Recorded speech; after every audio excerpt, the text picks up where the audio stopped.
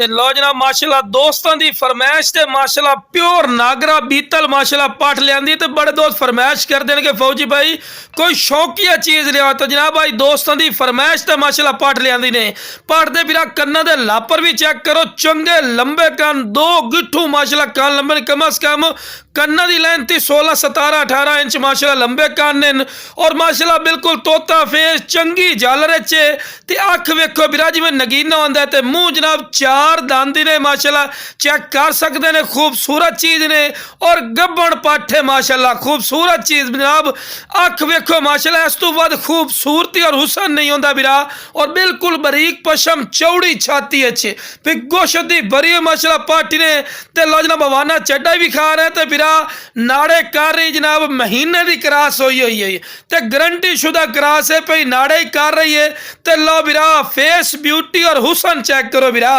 इस तो वध क्वालिटी हुसन नहीं होंदा। ए पाठे अगर किसे तुसी मंडी चले जाओ या किसे रेवड़ वाले को पूछो तो ऐसे जनाब 1,20,000 रुपया डिमांड जी, 1,30,000 है, लेकिन जनाब अपनी वो डिमांड नहीं। इंशाल्लाह तुसी राबता करना है, राबते की थोड़ी कदर हो सी और इंशाल्लाह थोड़ा शौक ही पूरा हो सी और शौक पूरा करने वाली माशाल्लाह चीज़ है। वेल चेक करो, चंगी लंबी वेल, दुम वेखो बिल्कुल तिरली कर सीधी बिल्कुल बराबर का थला,